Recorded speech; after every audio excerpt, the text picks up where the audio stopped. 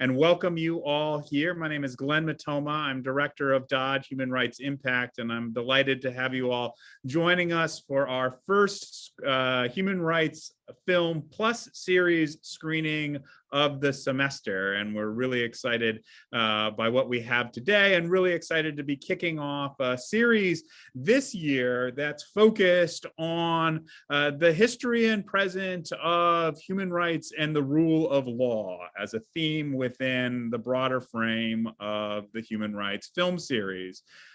Some of you will know that just this past Friday, we welcomed the President of the United States to the campus of the University of Connecticut, where we rededicated the building, which I'm sitting in, and which a few of us are sitting in, as the Dodd Center for Human Rights, inaugurating the next generation of human rights research, teaching, and outreach and engagement at the University of Connecticut.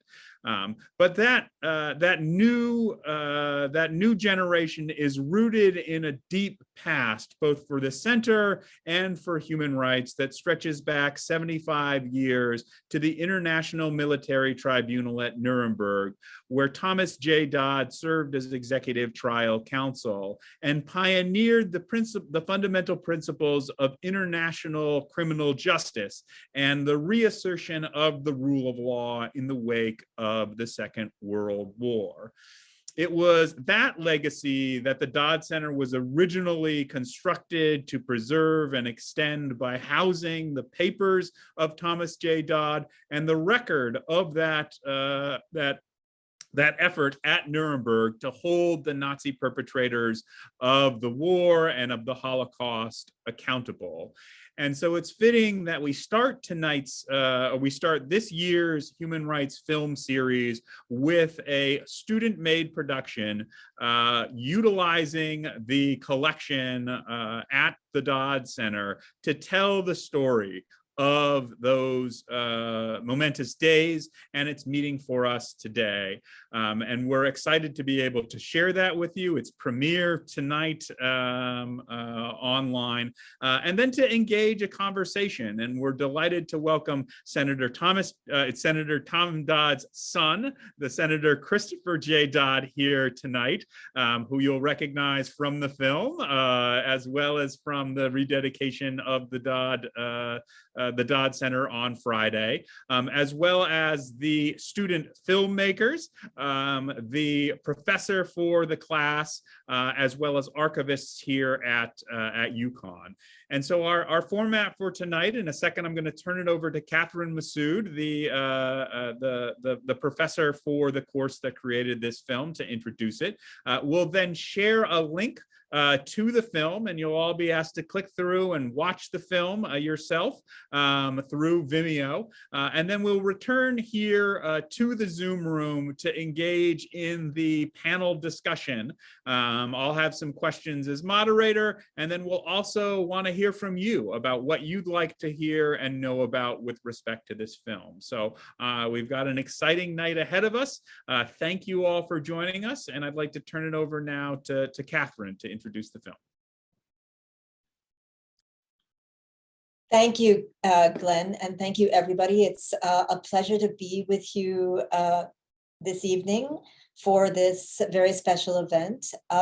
So I just want to say a few words of introduction about the background of the documentary and how it was put together, the thinking behind it. So this film was actually created by a group of students as part of a collaborative project for a course that I taught last semester called Visual Storytelling Through Human Rights Archives. These students in this course, as part of the work of putting together this film, delved into the history and background of the Nuremberg trials and the story, in particular, of Thomas J. Dodd's role at the first trial that took place during 1945 to 1946, which is known as the International Military Tribunal.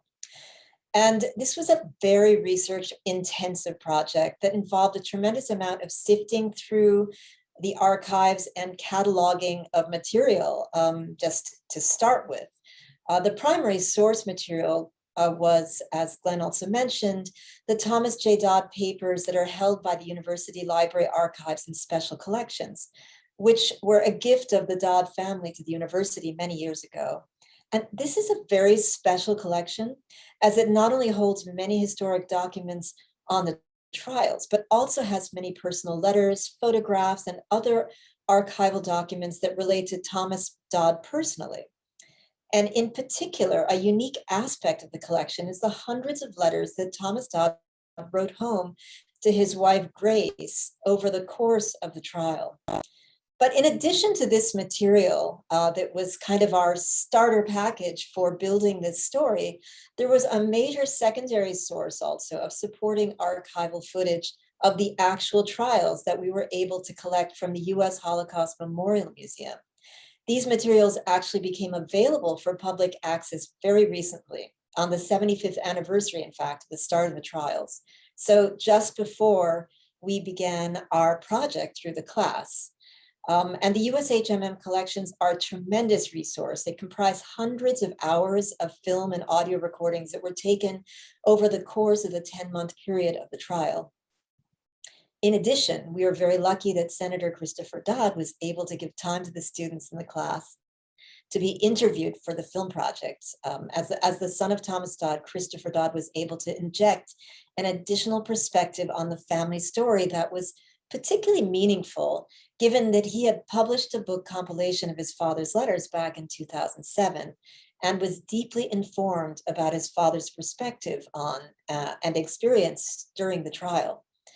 So the story that the students set out to tell through this project was at once a historical one, in that it gave a contextual and factual background about the trial, but it was also a personal story as told through the eyes of Thomas J. Dodd in the voice of his letters.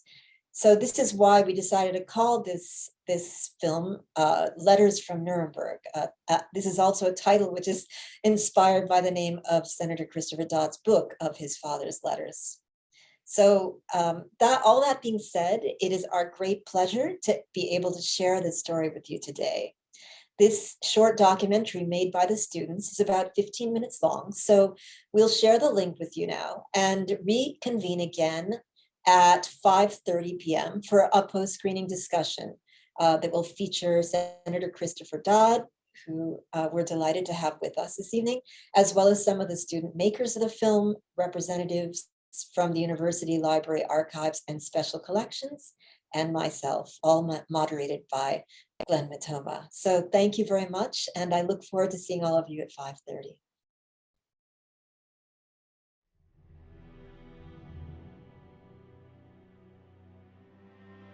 I feel that we are doing something that is so important, that is awesome. It is almost purifying. Surely it is God's wish that men not wage wars of aggression. The proof here is absolutely overwhelming. I would have never believed that men could be so evil.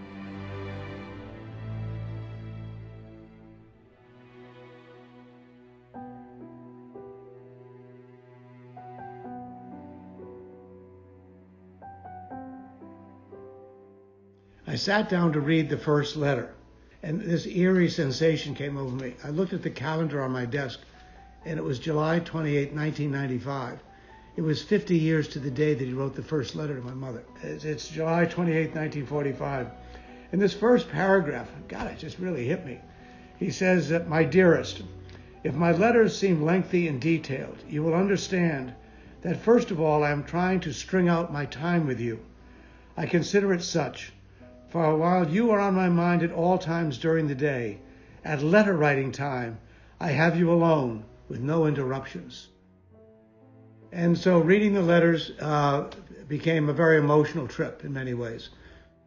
I grew up in a generation where you weren't as visible about parents' affection for each other. My first reaction was reading, who's this guy talking to my mother this way? I mean, it was these great love letters. I mean, on one level, it was my parents were long since deceased when I read the letters, and it gave me this incredible perspective on my father.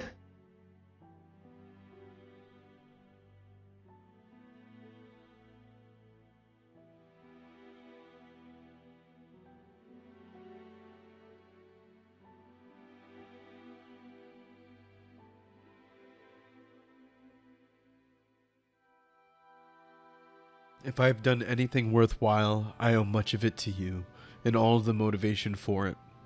I'm lonesome tonight. Lonesome for you. Yet I know that when this task is done, I will return to find you waiting in loveliness. Until then, you and I will keep our faith and our love together.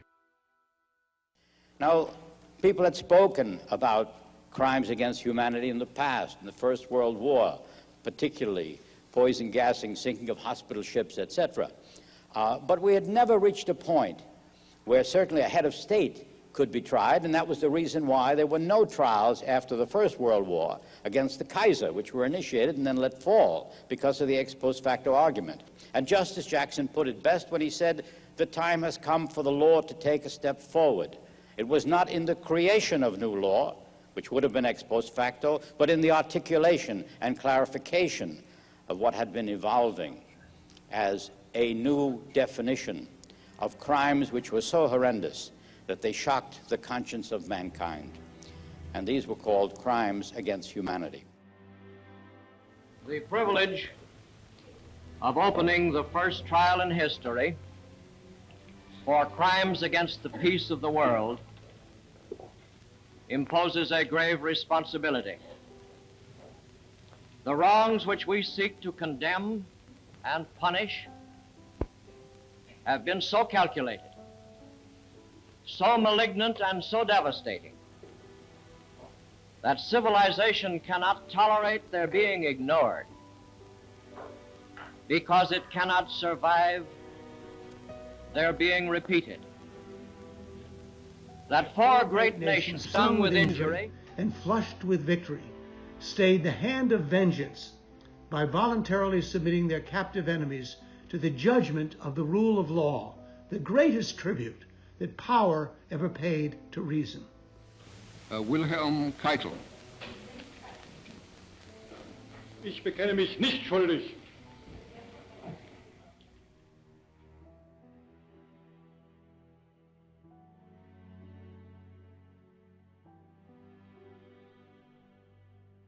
Well, my dearest, it must be very clear that I'm enjoying this assignment. Nothing can be of more interest. If I do no more than talk with these characters, hear their stories, question them about the past events, observe them as men, then my time has been and will be very well spent. Books, volumes will be written about all of this, for it is history. I was at the office today questioning Field Marshal Keitel. We are getting along very well together. Sometimes I found myself liking him and feeling sorry for him. Keitel asked him if he'd take a note he'd written to his wife to make sure she got it and so forth. He said, yeah, sure he would.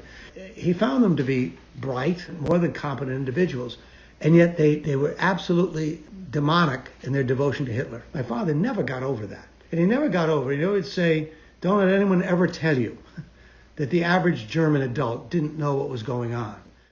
They blamed everything on Hitler, and it was not going well for the prosecution.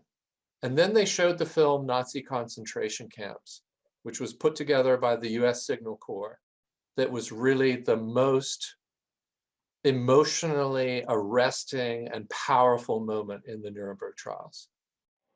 Prosecution for the United States will at this time present to the tribunal, with its permission, a documentary film on concentration camps. This is by no means the entire proof which the prosecution will offer with respect to the subject of concentration camps. But this film represents in a brief and unforgettable form an explanation of what the words concentration camp imply. It's very painful. It provides a visual immediacy to the Holocaust. Jackson simply showed it without a lot of fanfare. He didn't really present, like, what is this evidence for? But it had a big impact on the trial itself, on the judges and on the defendants, because what it did was to convey the enormity of the German crimes in the Holocaust. And there was, at the heart of the prosecution, a deep disagreement on how to prosecute the Nazi high command, which led to some people walking off the trial who were prosecutors. General Donovan, who was a member of the prosecutorial team, he wanted to bring prominent witnesses. He wanted testimony. Robert Jackson thought this was a high-risk strategy. He said Goering is a symbol of Nazism.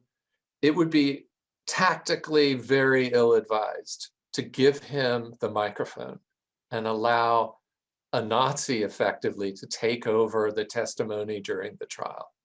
And he said, much better to bring documents. Documents, memos, reports from the Einsatzgruppen, who were the killing groups in the German military. Robert Jackson prevailed. General Donovan quit in a fit of pique and walked away, and it was a document trial. The trial wasn't going terribly well. The press was losing interest, actually, because it was very data-driven. And he said, look, we're losing the public's interest in this case. I mean, it's recitation of data.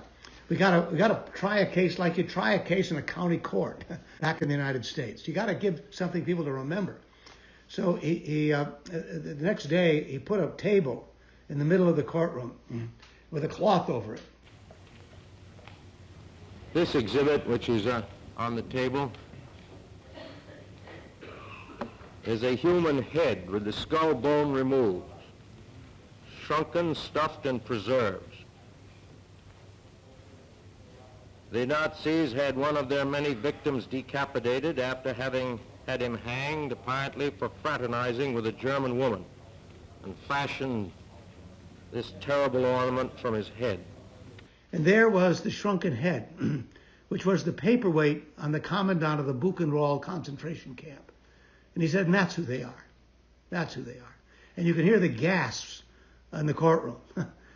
As a result of those trials, the world was told that aggression is the supreme international crime. War making itself, which had been legal in the past, was declared to be an international crime. That was a great step forward in the evolution of civilized behavior. It also taught that law must apply equally to everyone. At the same time, it emphasized that the law must be flexible enough to change with the times in order to meet the needs of the society which is supposed to bind.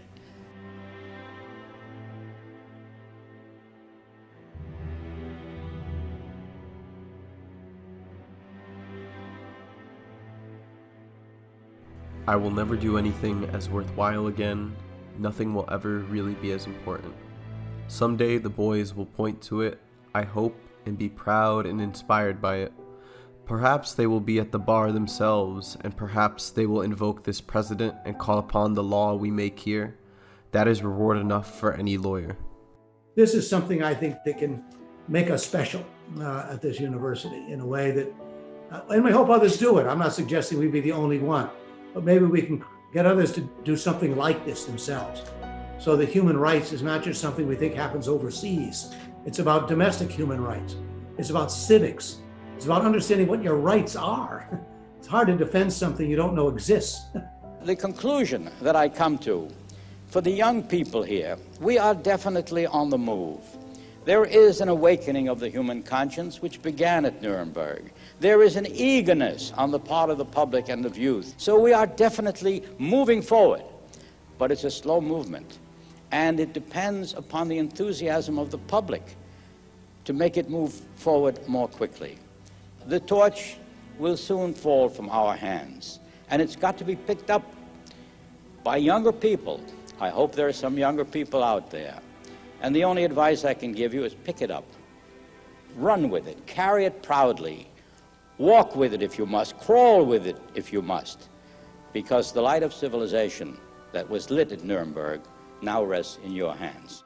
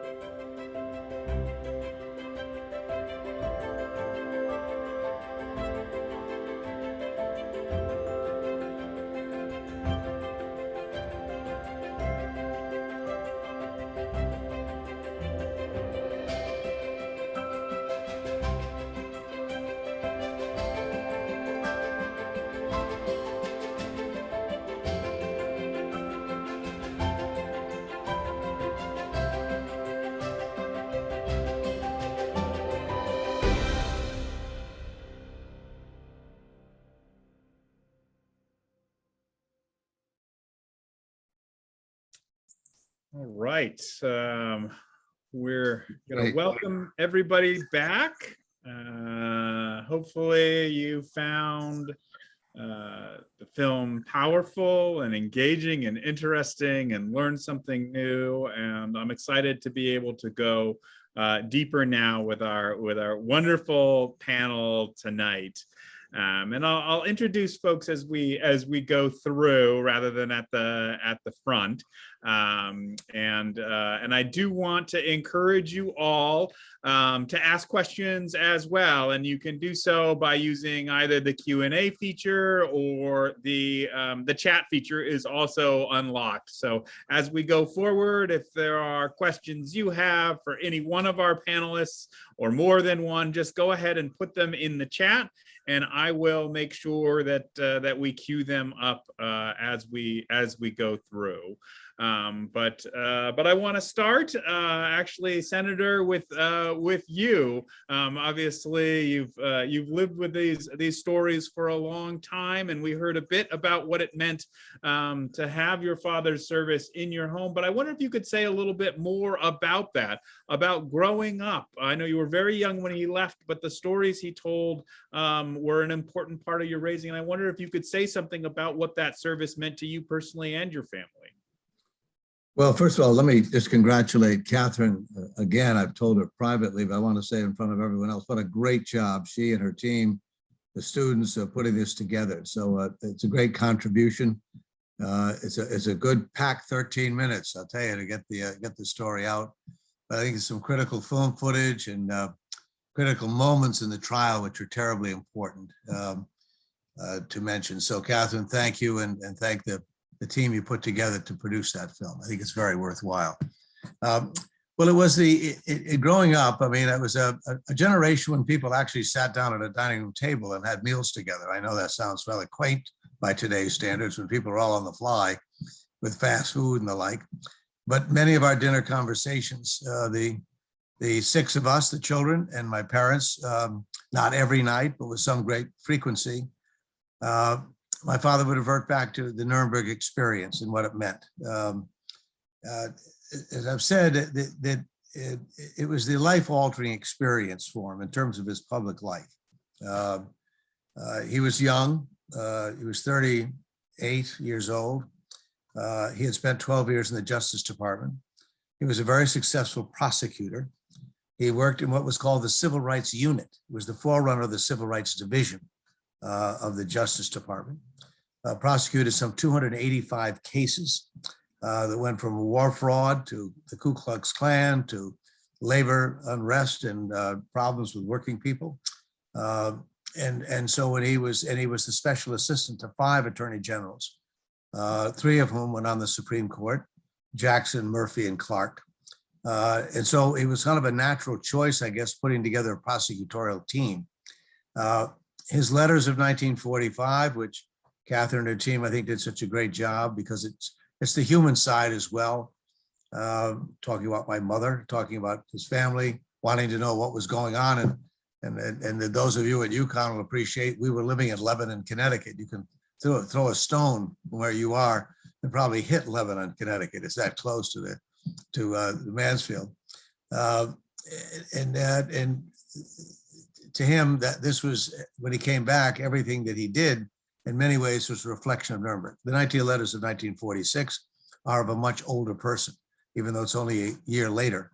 Obviously, what he had seen and witnessed, what he'd heard, changed his life and perspective in many, many ways. So it was an education, obviously. And interestingly, in the 1950s, when I was young and growing up at the age of 8, 10, 12, 14, formative years, Nuremberg and the Holocaust was not a subject matter that was widely discussed. I had boyhood friends who were Jewish. I went to bar mitzvahs and so forth. The Holocaust was not something that was talked about right away. It was painful, I think, for the Jewish community to talk about it. There were survivors who wondered why they survived and others didn't. Family members, so painful conversation, but it was not a common conversation. So our conversations at home were rather unique. I mean, in the sense, it wasn't something everyone else, when you were out of the house, you talked about with people. unlike today, which is the case. We're far more comfortable talking about the Holocaust and what it meant than we certainly were initially, at least in the 1950s in many ways. But it had a lot to do with each of my siblings' choices. I think to some degree they could each speak for themselves. My oldest brother, Tom, was the ambassador in 2 Latin American countries, taught Latin American history for many, many years at Georgetown University, had a deep interest in the subject matter. In fact, I remember on one occasion we were in El Salvador, and the occasion which the president of El Salvador was not aware of, but it was the 100th anniversary of the first human rights court in Latin America, was conducted in El Salvador, by the way. My sister Carolyn revived the American Montessori system of teaching and taught in Montessori schools, but maybe the most important years were teaching in the inner city of Hartford, early childhood development. And so as what we talked about, human rights close to home, and what that means. She was the living example of someone actually working on that at the earliest stages of students' lives. Ended up the Peace Corps as a Peace Corps volunteer in Latin America. I was in the Army after that, in the reserves, but not in any life-threatening situations. And then I came back to Connecticut after I went to law school, was admitted to the bar in Connecticut. And I thought one day I might get involved in politics. I didn't come racing back to get involved. In fact, I was living in a small town in eastern Connecticut, North Stonington. I not only was the only lawyer in town, I think I might have been the only Democrat in town. I shouldn't say that about North Stonington, but it was not exactly a thriving urban metropolis where one might begin a political career. And then ran for Congress, was elected. And again, the subject matter of human rights has always been very much important to me. And obviously the growing up in a house where it was important to my father had a lot to do with that. I used to say to people when people would ask, I loved my father dearly, had incredible respect. I was not my father. He had his own life and his own time he lived in with the causes and the issues of his day. And I took different views than my father on many issues, as in my generation looked at the world differently than his clearly did. But the common theme and common denominator was very much a part of my father's life. And that was evidenced in his 3 issues that I think dominated his public service, certainly in the Senate, the 12 years he was there. One was gun control.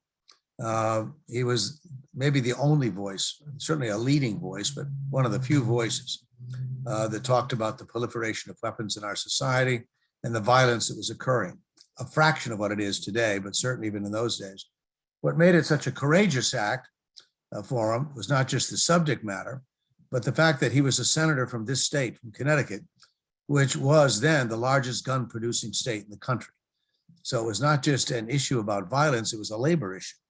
And for the senator from Connecticut, the senior senator from Connecticut, to become the leading advocate of reducing the proliferation of guns was what took an awful lot of courage. He happened to have been right. And it took the assassinations of the 2 Kennedy brothers and Martin Luther King for the Congress to finally pass laws that he had written dealing with the mail order of weapons, which you could do without any checks at all and any barriers. And lastly, he was deeply concerned about people in captive nations, particularly behind in the Soviet Union, that mass in Eastern Europe and others, and had a hard time understanding why there was almost a tolerance of it, as if somehow that had to become a permanent situation. And so for an awful lot of people who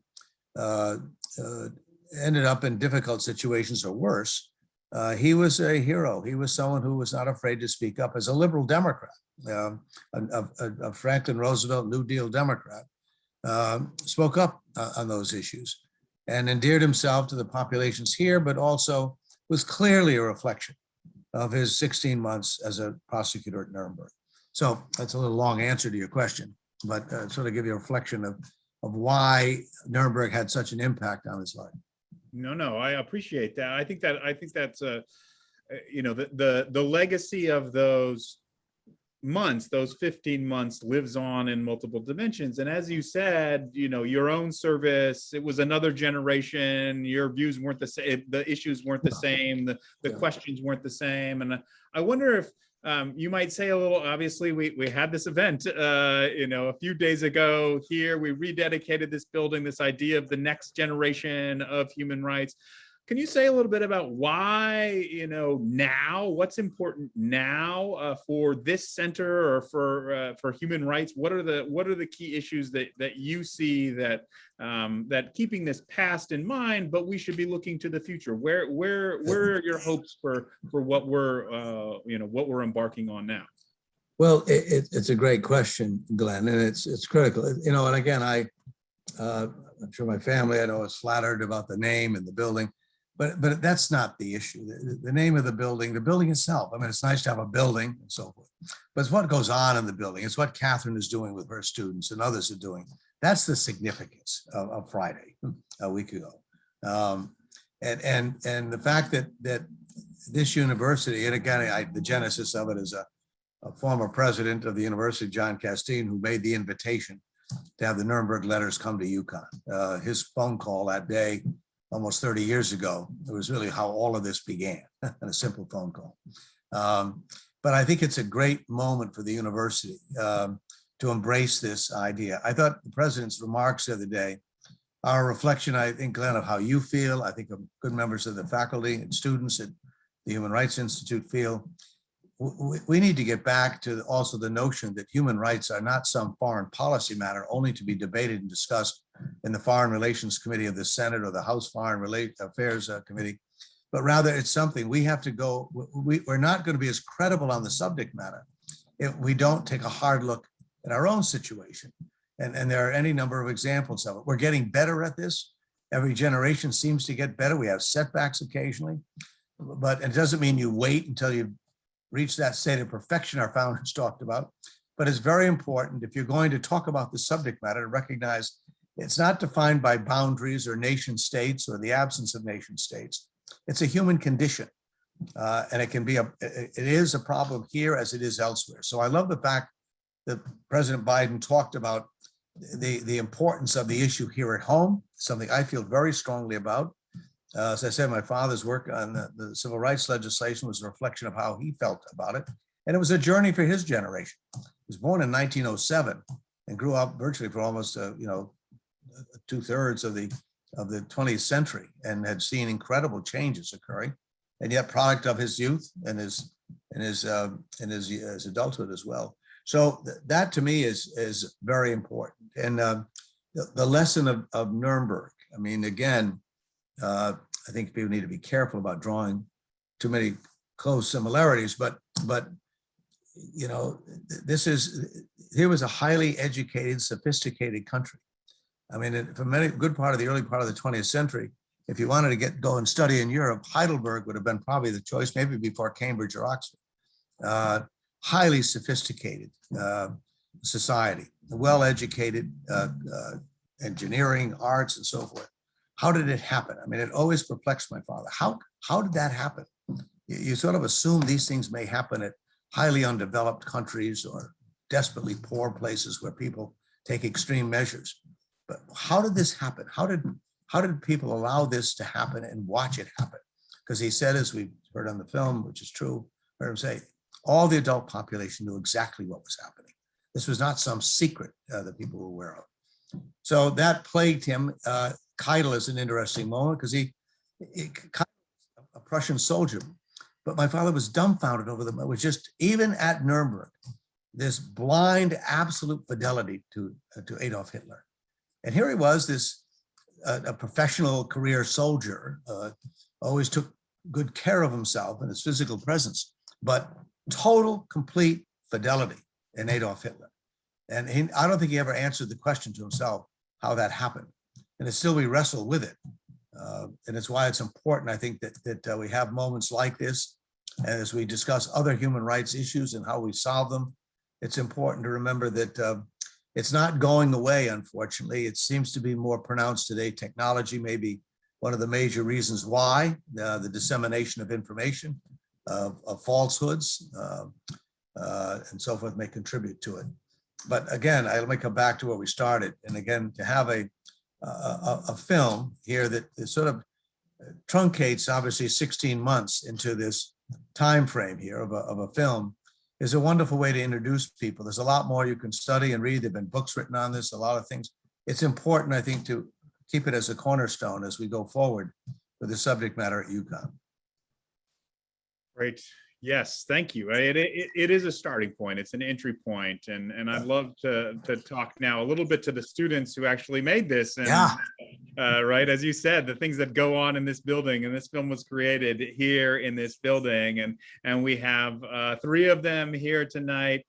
Joseph Vasquez, who is a senior majoring in urban and community studies, and also moonlighting as a voiceover actor, the voice of Tom Dodd and the letters there. And Heather Rudeshauer, who is a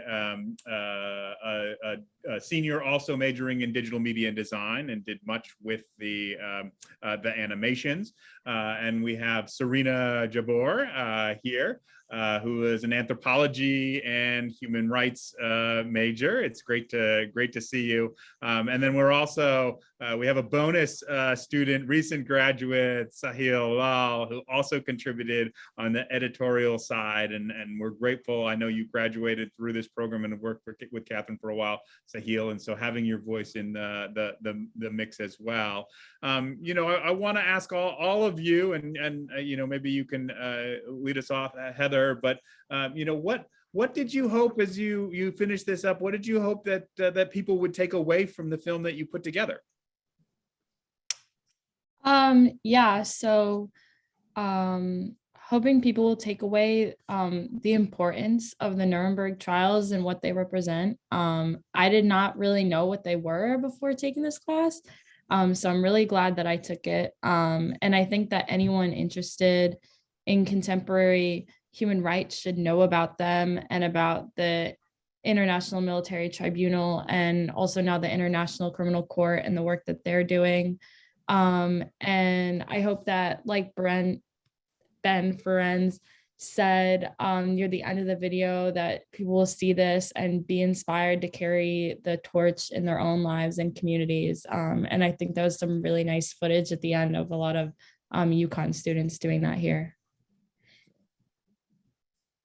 Absolutely, yeah. No, that was all that protest footage was from the UConn campus. You know, Glenn, did any of the students see Walter Cronkite, who was a young reporter at Nuremberg 25 years ago? Last Friday, he narrated a film footage, a short film footage, which was shown in Gampel. Cronkite was not at the event, but he made the film. He knew my father at Nuremberg and did a nice short video. I don't know if the students had seen that. It's around. I think you have copies of it there at the center. We do, and I know. Well, Catherine, do you want to speak to? I know there was a tremendous amount of resources that you all went through. He read some of the letters, Catherine. I don't know, but it's not terribly significant, but this is very different than what you were doing in the students. But I just wondered if you happened to have seen it. No, actually, we didn't actually see that documentary. I know we had a lot of material that we had to go through, but you know, maybe for a future iteration of a similar project, definitely. Yeah, absolutely. Yeah, and so Joe or Serena or Sahil, what are your hopes for what people are taking away, and you know, what are the significant things you learned, as Heather highlighted, right? Her own understanding of this event was shaped by the project you all engaged in. I can go. So I at least when I was coming into the project, I had prior knowledge of the Holocaust and the Nuremberg trials, but I think this project was the first moment where I'm actually taking a deeper look into a lot of these primary resources, like firsthand. The letters, the archival material was something that honestly, I think myself and the whole team were like dumbfounded by as we're actually getting into it, seeing a lot of the news articles that are coming out as people are currently at the trial. But I think sort of what Heather said and much of what people said is like hoping to really inspire the next generation of people, because human rights is something that is needs to be, you know, respected, protected, and fulfilled in multiple aspects. And I think now we see human rights more as a concept rather than something what we're working for in the United States right now. And I think this can help us affirm, at least today, paired with this event, along with the event that we had on Friday, show that our dedication hasn't stopped. And I think it's very important to allow students and people to, outside of the human rights major, I'm also a double major in human rights. I think a lot of that comes from the importance of having knowledge about international law and sort of the weight that that holds. So even if you're not a human rights major or necessarily interested, it doesn't hurt to familiarize yourself with some of this international law and see realistically how many violations are you realizing within your day-to-day life. I think there's a lot of things that the Nuremberg trials set a precedent for in terms of this as being our first major trial of how do we necessarily approach and try genocide? How do we approach something like this at an international level? And it really gets you to question a lot of other international issues that are going on, especially humanitarian, especially modern day today, of how's that going? How are we protecting those populations? How are we like making sure justice is found for those civilizations? And I just hope that viewers are able to take some more time and really truly like educate themselves and learn more about human rights as a whole to see what they can either do in their local communities, because it's not something that's just international. Human rights is here. Like human rights is at UConn, in your hometowns, Yeah. and really truly finding your piece of the puzzle in a way to fix. Yeah. Well said. You know, you might find interesting, and because we have a tendency to think about it's the rule of law is such an important part of that conversation, and we have a tendency to see, well, you know, people who violate the law. Sometimes the law themselves are such human rights violations. Ironically, the Nuremberg trials were conducted in a city, and the reason Nuremberg was chosen was because, given the war, right, weeks after the war had ended in Europe, it was the only city, apparently in Germany, that had a place where a tribunal could be held. There was at least what was left of a hotel, and there was actually a prison attached to the justice hall in Nuremberg. So it had the physical buildings that would accommodate possibly exactly what had to happen. There was a debate. In fact, the Soviets wanted to use Berlin as the venue, but Nuremberg was chosen. But the irony was the Nazis passed laws that gave them the patina of legal justification for everything they did, and they were passed called the Nuremberg laws. And so it wasn't just violating their laws; they created laws that allow them, in their minds, to legally do what they were doing. And so we sometimes have a tendency to think of human rights as a violation of countries' laws in some way that exists. In a lot of cases, it's the law themselves that are human rights violations, and how we treat it. Certainly in our country, policies are separate but equal. We go back, free speech, all sorts of things, where we had laws, in a sense, that allowed those conditions to not only exist, but to persist in time. So I just add that element to you, because I always thought the fascination that it was Nuremberg laws that gave the Nazis the ability to say, we're doing what our law requires us to do, which is a rather even more frightening thought than just doing what they did, but actually creating legal justification for them in their own minds was stunning. I think that's absolutely right. And, you know, at the core, the elevation of the concept of the crimes against humanity and the foundational piece of human rights as being prior to legal codification and as a necessary corrective to it was part of that post-World War II revolution in many respects. You know, before I do want to ask Catherine a couple of questions, but before I do, I want to see if Serena and Sahil, right, and this is from a question that's actually in the chat that Clarissa is asking. You know, it is a dense 12.5 minutes, and I know there was much more that maybe you might have wanted to include that you couldn't quite fit in there. For, you know, what were some of the challenges of editing this together, and was there anything that you saw end up on the cutting room floor that you wish, if you had a little more another go at it, it might go back in?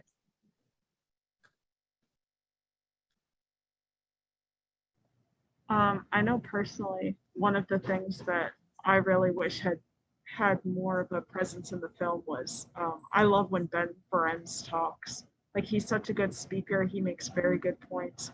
And, you know, he has had the experience of going through the Holocaust himself. And I really wish we had more time for him, but you know, it's not a film about him. You know, Thomas Dodd had a very interesting career and was also a very good speaker. And I think another thing that I wish we had more time for was the letters. We put, you know, that one letter, the physical copy of, you know, the original letter, and you can see the beautiful handwriting, the penmanship. And unfortunately, you know, it takes time to go over it, but it's something I really enjoyed having in the film. Great. Thanks. Sahil, anything to add here? Yeah, perhaps I can answer both that question and your earlier question about some of the lessons learned in creating this film. I think there are several lessons we can distill from both Nuremberg and Senator Dodd's letters, but one of the most interesting ones to me is the enduring power of archives and storytelling as witnessed both within the trial, but also outside of the trial. So on one hand, we saw the sheer power of narrative justice when Senator Dodd screened the first documentary ever to be screened at a trial, as well as presenting the shrunken head, this really powerful, you know, physical artifact to really mark a transition from a trial of documentation and numbers and statistics to one of more of human empathy. And now on the other hand, we see how powerful Senator Dodd's letters are in preserving the truth today about what happened at Nuremberg, informing our own consciousness from that firsthand perspective of what was going on the at the trial. And something keeps, you know, I keep thinking of a quote from President Biden last Friday, where he said, "These letters serve as a first draft of history."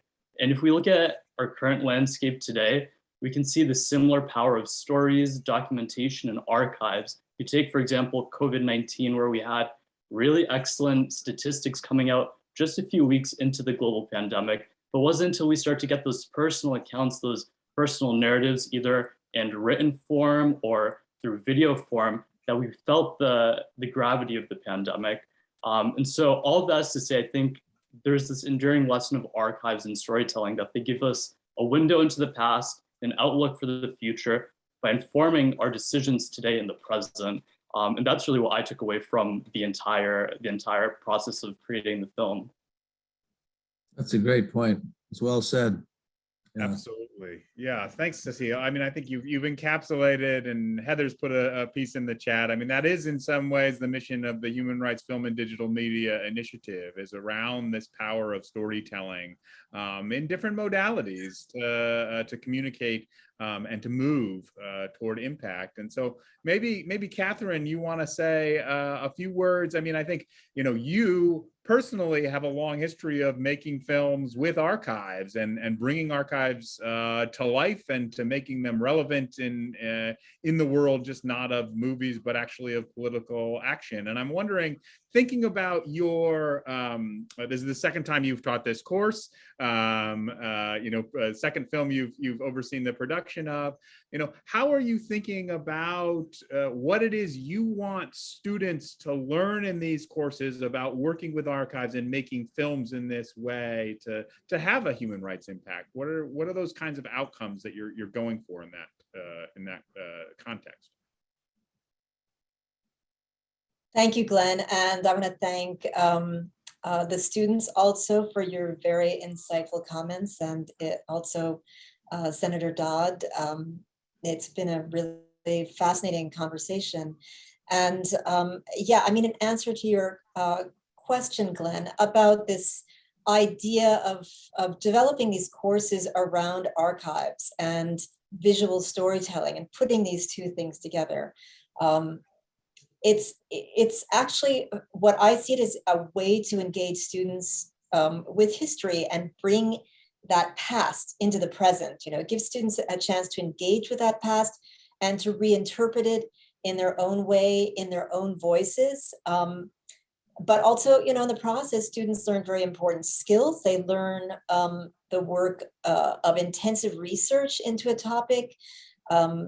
They learn methods of analyzing, cataloging, and interpreting these historical artifacts, images, and documents. And there's even a process of sifting where they have to select from this vast body of material those elements that are most meaningful to the story that they want to tell.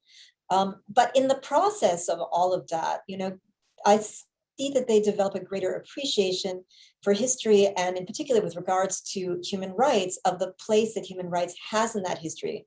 It's more than just static and abstract concepts. It comes alive through these personal stories, through photographs, through moving images and personal accounts, such as the letters of Thomas Dodd, and other elements that form part of what we could call a body of evidence of the past that they find in the archives, this idea of witnessing, right? But I think also, that brings it into the present for them in a very personal way. And Sahil said something about the role of empathy in all of this. I also see that as being very important, right? Is creating this channel through archives for a dialogue with the past, which also connects you with those themes, those issues, that legacy of human rights, and the continuing violation of human rights around the globe. But it brings it into a much more palpable and personal dimension for students, and that's why I think it's particularly important. Also, it was more difficult, of course, because of COVID-19, but to engage with also the physical property of archives as well, right? So we did bring the students into the archives, into the Dodd Center, to handle some of these materials, to take them out of the stacks, right? Not just metaphorically or virtually taking them out of the stacks, but to actually handle them and hold them. And that also makes it much more concrete. And again, it forges that sense of connection, I feel. Another course that I taught was around the Dildilian family photographic archive that was brought out of Ottoman Turkey during the Armenian genocide and has been passed down through the generations. This vast archive of family photographs, but also photographs of the society at that time as it existed before the genocide. And again, students through that process got to know who these people were. They had real people with names and stories of their own. And, that forges that sense of connection. They were able to handle the glass negatives of these photographs that are over 100 years old, and there's just sort of this moment that I see of deep connection that happens when you have that kind of engagement, right? So I think also an important part of this is not just getting that exposure to the archive and that deep dive into it, but then also this idea of giving students the opportunity to tell stories with this material and to find ways of creatively applying digital treatments to these elements that bear the stamp of their own personal vision. I think that's also very important. And in addition, what I see, and maybe the students can talk more about that, is they start to make connections with their own lives and their own stories, and the way in which they can excavate, the past and bring it into the present to raise important questions, important issues, to bring to light aspects of human rights that might be told through the story of a personal family member also. So I encourage them to do that as part of these courses as well. So I think overall, just, through this experience of this kind of course and the creative projects that are generated through them, students have this chance to reinterpret history in their own voices. And this reinterpretive process of storytelling creates a kind of bridge of sorts between the past and the present, a link across generations that can also in turn powerfully communicate to other people and to a new generation as well. And maybe that's where you get to the point of impact. You know, Catherine, you just provoked a thought I was thinking of in talking about your students. I've said, I told you this, I don't know if I've told a large audience about it. My father, of course, died very young. He was 63 years old when he died, and over 50 years ago. I only discovered the letters about the early 1990s. And he would have been very, very upset that I was publishing his very personal letters to my mother. I think my mother would have had some difficulty with it as well. They weren't around, obviously, to express the difficulty, but knowing them, I suspect they would have said, well, those were personal letters to your mother. I don't necessarily want my letters to your mother to become the source of public information. So there was an innocence about them. There was a freshness about them. Today, people write letters, and I think most people, when they write letters along those lines, would be anticipating someone reading them someday because they might be published, which changes your whole perspective on how you dress. I mean, I'm not sure he necessarily agreed with everything he said in his own letters about people there and people at the trial, what he thought of people and so forth. But it's not just the mining of archives. I think it's creating archives too. We live in moments today where letter writing, I still do it because I'm, I guess, older, and I still like the idea of the physicality of someone, instead of striking a key, actually is their penmanship. It says something about them, and then an expression. There's something more intimate about a letter than an email. I mean, that may be my age speaking here. So it's going to be harder to find letters in the future when you talk about contemporary cases of human rights violations. But we ought to be thinking about, how do we chronicle what's going on now? How do we create archives for the future so that 100 years from now, students, I hope, at the University of Connecticut will look back on what happened when they did that building. What did the president say? What did you think about what the president said? Was it timely? What was going on the campus those days? What were the issues you were wrestling with? What were the big discussions? Creating archives, in a sense, for the future to be able to examine in a thoughtful way about what was going on your watch going on. I don't know if you have any thoughts about that idea, but it's occurred to me listening to you that it's wonderful to find these photographs and so forth, but are we doing anything? Are we making it possible for the coming generations to be able to listen to us and our thoughts and our views and the issues we wrestle with in our time? Well, this is a perfect question set up for our two archivists on the panel tonight. So I think that's an excellent question. And we have Betsy Pittman, University Archivist, and Rebecca Palmer, the head of Archives and Special Collections at the UConn Libraries, here with us tonight as well. And I'd love to I'll turn it right over to you to respond to this question about creating archives today that are part of the human rights movement now and in the future. I mean, what are we thinking about? What's at the forefront of your minds as archivists in this space? Thanks, Glenn. I mean, I think that's such an important question. I think this speaks to the importance of projects like this, of education, and of the work that archivists do with communities, with students, with at the University of Connecticut, with communities in our region, across the state, to provide that kind of educational context about the importance of archives, the potential of archives, not only to inform, but to transform. The use of archives, in the Nuremberg trials as sort of the historical evidence, the record of evidence that forces the confrontation of history, that creates the appeal to the moral impulse, to the moral tragedy. And so I think it's a matter of continued engagement and outreach in this area.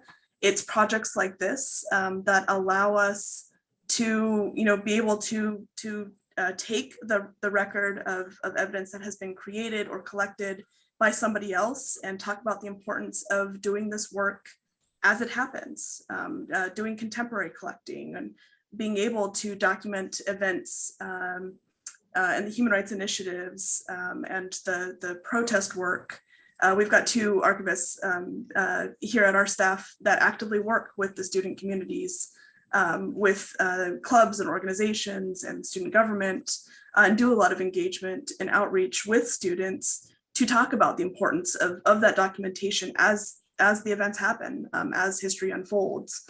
And then being able to utilize and have those archives be available for future generations to create that transformation, that creation of new knowledge, the new understanding, the empathy, and new movements. Betsy, do you have anything you want to add to that?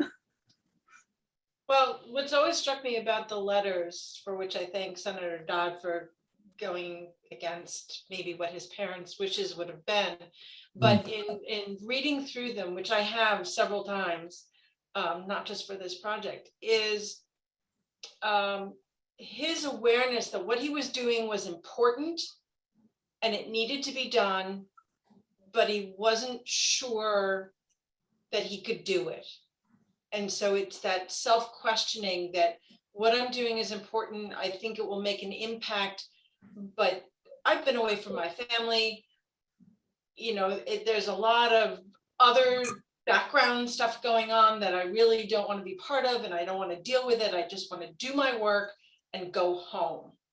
And I'm hoping that part of the experience of students working with materials like that is the awareness that you might be struggling, you might be having to work through hard things and balancing life and classwork and home and all that kind of stuff.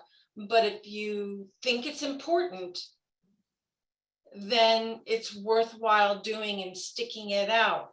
The other thing that has always struck me is he did not know what the verdicts were going to be, but he thought it was important. And so he was going to do his very best.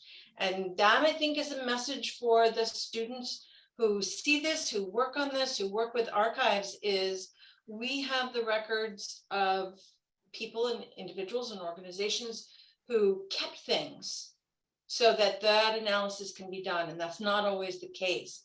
So what's being left out? Where would you go to find it? What do you think other people are saying that are not part of this particular collection? And do they get a voice as well? So there's so many issues at play here that not one person or one organization or one institution can actually do it all. But we have to try, we have to keep working, and it's important, but it's not all going to happen in my lifetime. Yeah. So I admit that. I should say, by the way, Betsy, to you and Rebecca, that tremendous job you do at the archives and the papers. I can't thank you enough. And I know I drive you crazy from time to time on trying to get me to do different things, but I'll give you more time now that we haven't completed our work on getting the Human Rights Center launched, but it'll give me a little more time to get up, and I promise you, Betsy, that I'll get back up there, get to work. All right. Thank you for all you do. This is recorded, Betsy, so we Yeah, have I know, it. Just so you know, that was a commitment there. And yeah, I really appreciate that. I think it's really important to recognize, you know, and that's the beauty of archives, is that they're not just collections of publications. It's not a library of the things that people put out for the sake of others. They knew that they were writing this for a public audience. It is all of those details, that intimacy of life and history unfolding as it happens within people's very messy lives. And I think being able to engage with that gives a sense that that people in history are real people, are human beings.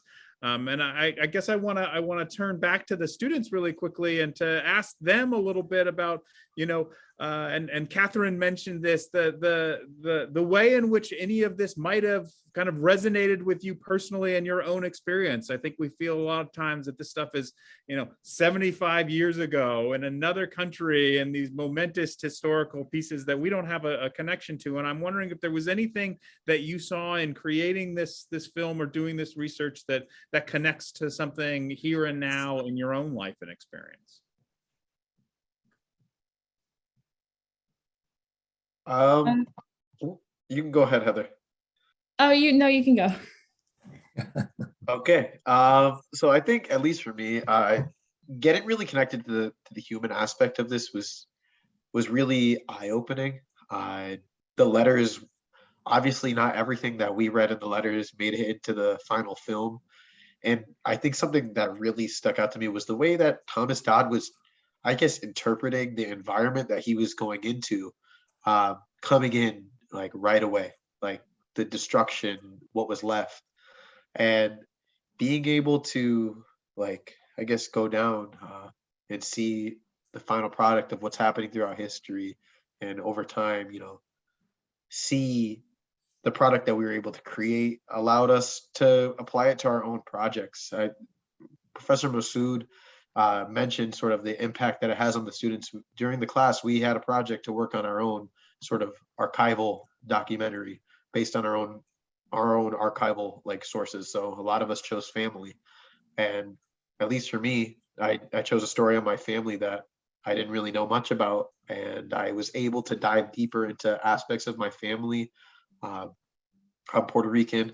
I spoke with my family all the way currently living in Puerto Rico, parts of my family and history that I've never seen and actually got to interact with. I was actually supposed to be, the class timeline, I was supposed to be in Puerto Rico during the spring break to visit family to get some footage, but things just didn't work out. But I ended up going over the summer. So like, these conversations continued after this class, and the skills and like lessons I learned from this class still applied to me, because I was able to get some of my dream shots and dream footage still post this class. And not only was I just becoming a better storyteller, but I was able to, I don't know, interpret the history of my family a lot better, just considering that there was so much of new information coming at me and that I was learning about. And at times it was a very emotional process, which I'm sure that the Dodds can relate to with discovering a lot of this material. It's something that you're never really prepared for when you're getting it sort of dumped on you.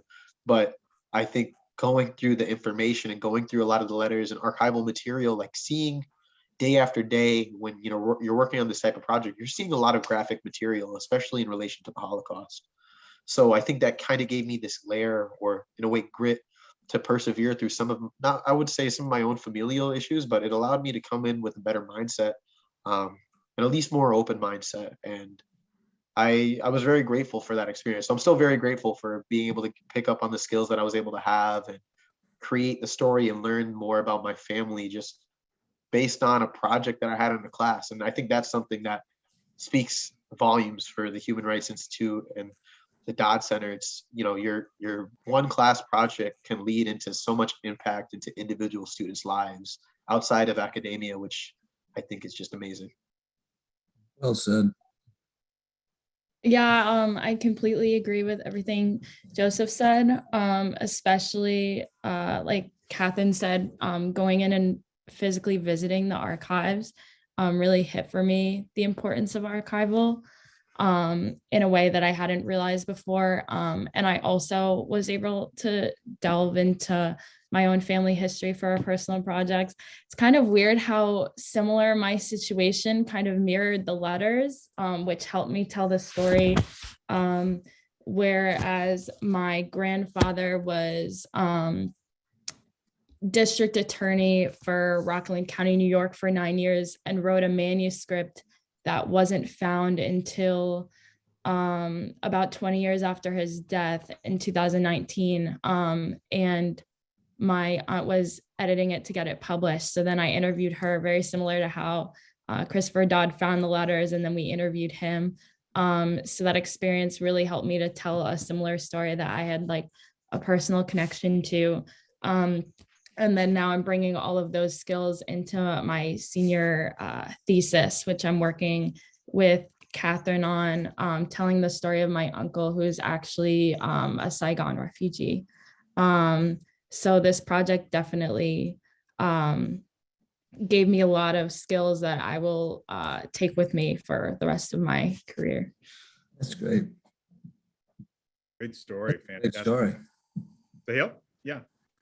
Yeah, I think Senator Dodd had made a point a few times, both when we had interviewed him, but even afterwards, that he said, never for a moment think that the average German citizen didn't know what was going on during the Holocaust.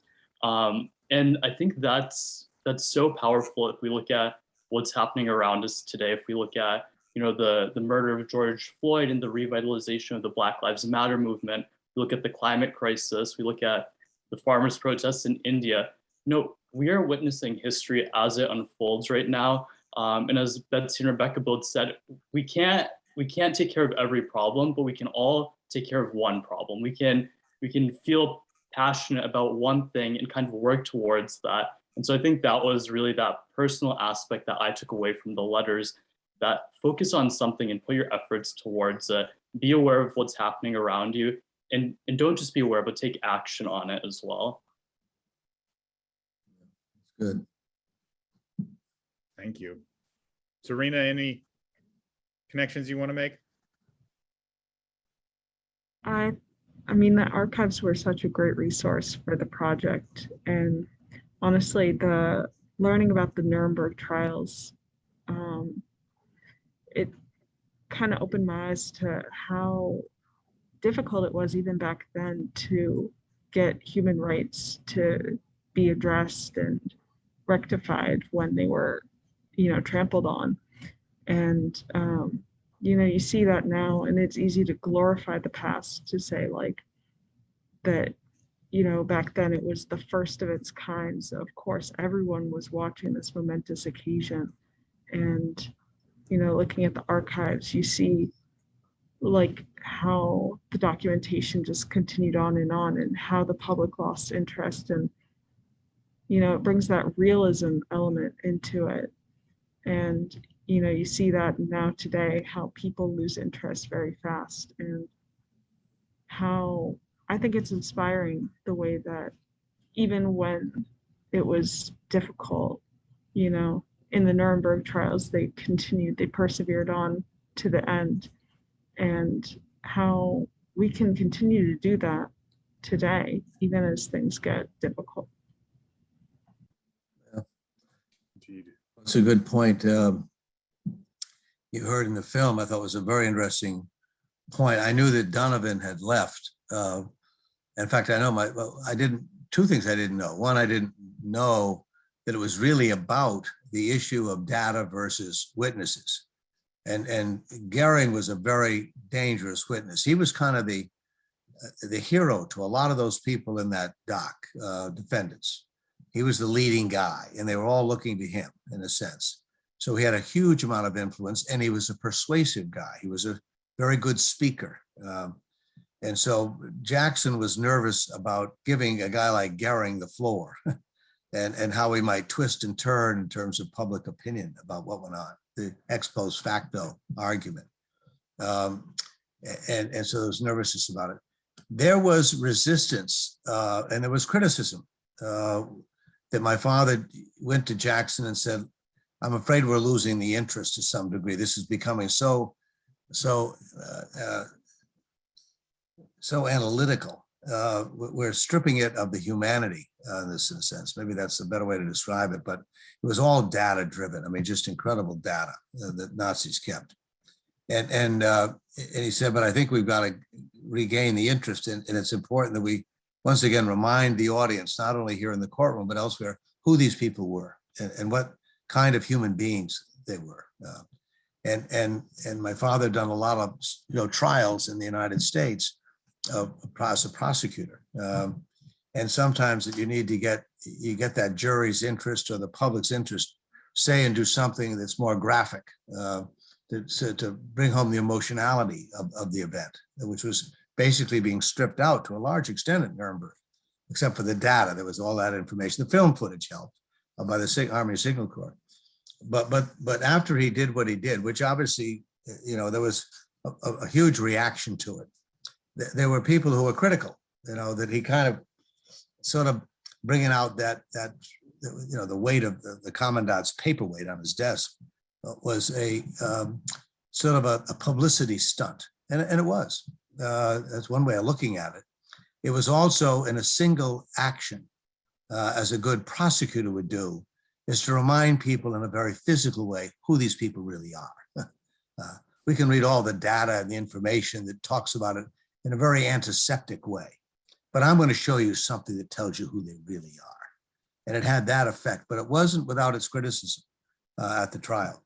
So I thought it might be interesting for you to have a reaction to that, this debate about the data-driven versus the emotion-driven kind of trial that Jackson was trying to avoid largely, but allowed that particular. My father went to Jackson and said, "I'd like to do this. Do I have your permission to do it?" And Jackson gave him permission to do it. He wouldn't have done it without that. Yeah, and I mean, I think that's a fundamental tension we wrestle with today in the human rights space. It is the kind of individual stories that move, but we know that these issues are themselves driven on data. That it's at the root of the systemic failures around racial bias or around climate change, and it's the slow, steady accumulation of the facts and the data that really help us understand and then address the violations at hand. But it's the stories, the individual narrative, those moments of personal connection that actually move people toward action in significant ways. And I think it's important for programs like ours to be able to walk and chew gum at the same time, to be interdisciplinary in our approach. And I think this is the trial itself was an example of that, as you narrate. And I know we're coming down to the end here, and there's just a couple of questions in the chat I want to pose. One to you, Senator Dodd, actually, right? We did see Ben Ferenz. It's wonderful to see him. He's come here a few times, and Clarissa wanted to know if your father ever met him, even though they worked on different trials. I know Ben was in there later. If there was ever a connection there, or if you have reflections yourself. I know you knew Ben Ferenz. In your came later. I didn't really, and I don't. It's a good question. I don't know. There were 13 trials at Nuremberg. The one we've talked about was the first one, and obviously these are the big wigs. These were the major leaders who were alive and could be found. The 21, 22. I always get the number because it's was it Bormann who disappeared? They never had their hands on Bormann, and Hitler obviously committed suicide. But everyone else in the leadership was on that dock. In fact, you should know, by the way, interestingly, if you ever get a chance, people, to go to Nuremberg, the courtroom is a working courtroom today. And they've redesigned it so it reflects how it looked at Nuremberg. The time that I saw it, a number of years ago, in fact, I went in and there was a trial going on of some guy who was, a burglary or something, and he was being tried in that courtroom. My first reaction was, God, this was the most, arguably, as some have suggested, the most important trial of the 20th century in this room. And here they got some guy who's a two-bit burglar being tried in the same courtroom as the leadership of the Nazi regime. And then I thought,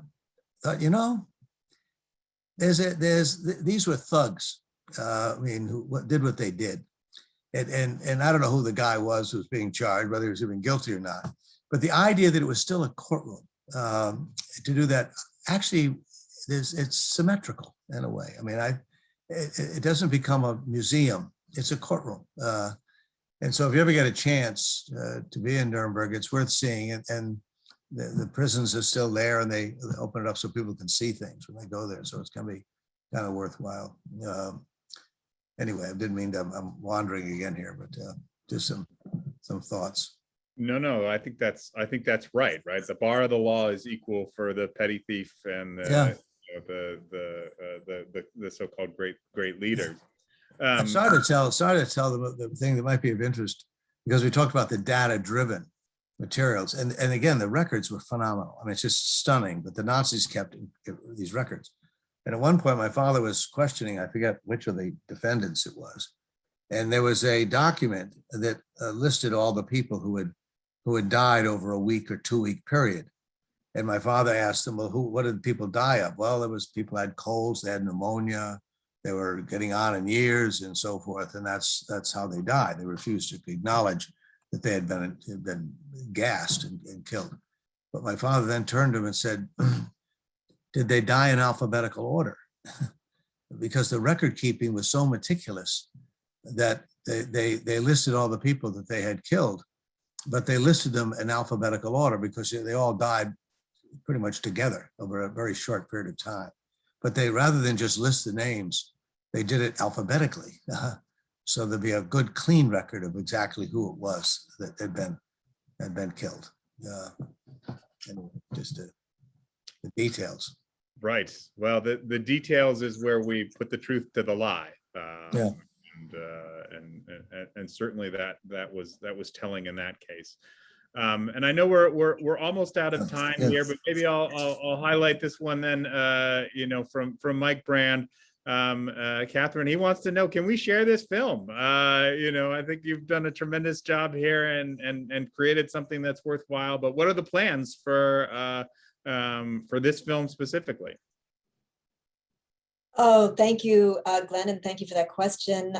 Kathy also just put a comment in the chat, which I responded to, that she wanted to share this film in her digital media journalism and human rights class. So, I mean, I think that's definitely a future for this film, and other films, hopefully, that we generate in the future like this, is that they circulate through the ecosystem and people see them. And I think as much as possible also it's important to connect the students who create these interpretive works with the audiences that they're being screened for. So that's also something I'm seeing as a possibility if Joe, Heather, Serena, and Sahil and others also engage with other students through this process of showing this film. I think that's also a really important part of the whole dialogue, is this kind of horizontal, conversation around it amongst the young generation as well. So yeah, I mean, I think that's definitely a possibility. I mean, there's also the Genocide Education Project, which is active here in Connecticut, as well as several other states around the country. Shorter films like this can be shown even in high school classrooms, right? And as prompts for discussion amongst students. So I would love to see this film used in that way as well. Again, I understand it's really a very small slice of a huge event. It's a small slice even of Thomas Dodd, even in that moment of that event. So we also recognize that there's so much outside of that as well. But it can be integrated with a wider conversation also, that contextualizes it and brings the debates up around it. I would like to see it used in that way as well, and also connected with our contemporary times also. Having a conversation around how those issues and debates of the Nuremberg era still reverberate today and continue to and will do so in the future. So yes, I mean, I really would be excited to see an ongoing life for this film and other films like it. Catherine, my wife, just sent me an email. She said, how about submitting to some film festivals, of young people's film festivals or others on short subjects that might be or human rights film festivals as well. Yeah, film festival like that might be interesting. Yeah. Absolutely. Well, good. Well, we'll await to hear soon the various awards that the film picks up in all the places you set off there you go. to screen it. And I know we're at time, and so I wanna say thank you to all of the panelists who joined us tonight again, and congratulations to the students for creating such a wonderful work. And Senator Dodd, of course, for joining us tonight and sharing your insights and your perspective and your experience, and of course, always for your support of everything we're doing here. Betsy and Rebecca, thank you as well. Archives and Special Collections has been a tremendous partner on this film and on so much other work that we do. It is so heartening to continue to be able to engage you in this important work. And Catherine, of course, thank you for your leadership of this particular film program, as well as the larger film series. The Human Rights Film and Digital Media Initiative is a joint initiative of the Human Rights Institute and the Department of Digital Media and Design, and you can see lots of outputs from that in both online and here in this context. And we would definitely love to welcome you back to the next film series screening. Catherine, do you want to say a quick word about what's coming up next month? Yes, of course. Thank you, Glenn. Yes, next month on the 16th of November, we're going to be screening a film called Tacheles, which is a German film, a documentary also about a young German man whose grandfather survived the Holocaust, and he has a very tense relation with his father around this topic because this young man wants to actually make a computer game that addresses the Holocaust and life in Nazi Germany, where there's a more controversial sort of interpretation of sort of the roles and responsibilities of that time. And so he has a very interesting dialogue with his father throughout the whole film, as the son tries to kind of reinterpret that family story. So this is a film that, of course, is very relevant for this semester when we're addressing Nuremberg and topics of the Holocaust. We hope to have the filmmakers present as well. And also Sebastian Wogenstein will be joining us, and possibly James Coltrane also, to talk about the idea of addressing history through the medium of computer games. So we're very much looking forward to this event, and we hope that all of you can join us. Wonderful. Great. Thank you. Thank you so much, and do come back. So with that, I'm going to bring the formal part of this program to a conclusion, and thank you in the audience for joining us. We are going to hang out for a few more minutes in the Zoom room. We're going to stop recording. If you're still around and want to be promoted up to panelists and say anything or interact, we're going to promote you up now. So this is kind of like the post-show moment where you can come up to the stage and say hi to people just informally. But if not, feel free to log off. Thank you again for joining us tonight, and we'll see you next time for the next screening. So thank you so much.